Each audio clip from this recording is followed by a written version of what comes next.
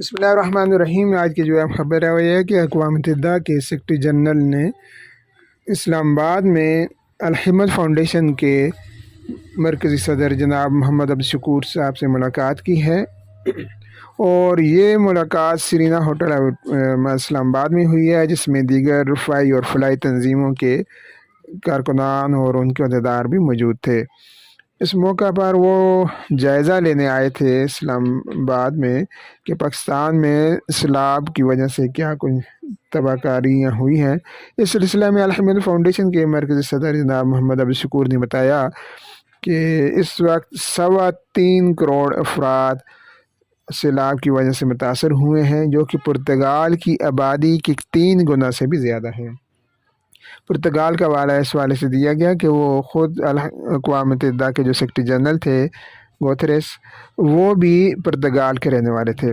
الحمد فاؤنڈیشن کے مرکزی صدر نے بتایا کہ ہم متاثرین کو پکا پکایا کھانا، راشن، صاف پانی اور خیمے کی سہولیات اور اس کے ساتھ ساتھ طبی سہولیات بھی دے رہے ہیں۔ ہمارے کئی ہزار کارکن اس وقت فیلڈ میں اپنی ذمہ داریاں ادا کر رہے ہیں، اور بہت سے ڈاکٹر اور پیرامیڈیکل سٹاف بھی اپنی خدمات سر انجام دے رہا ہے۔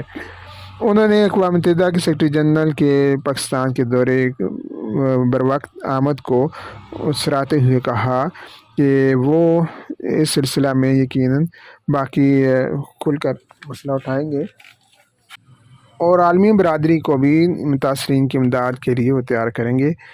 اقوام متحدہ کے سیکرٹری جنرل نے کہا کہ میں یہ جانتا ہوں کہ پاکستان کے لوگ باہمت ہیں اور فراخ دلی کا وہ مظاہرہ کرتے ہیں۔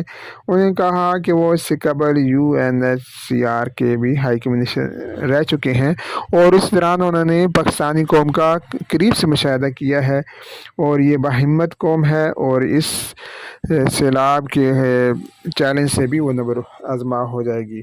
انہوں نے مزید کہا کہ اگر یہ قوم سیاسی معاملات سلجھا لے تو اس میں عظیم قوم بننے کے امکانات روشن ہیں۔ یہ ملاقات 1 گھنٹے تک رہی، اور اس دوران الحمد فاؤنڈیشن کے صدر اور باقی تنظیموں کے رہنماؤں نے بھی پاکستان میں ریلیف سرگرمیوں سے انہیں آگاہ کیا۔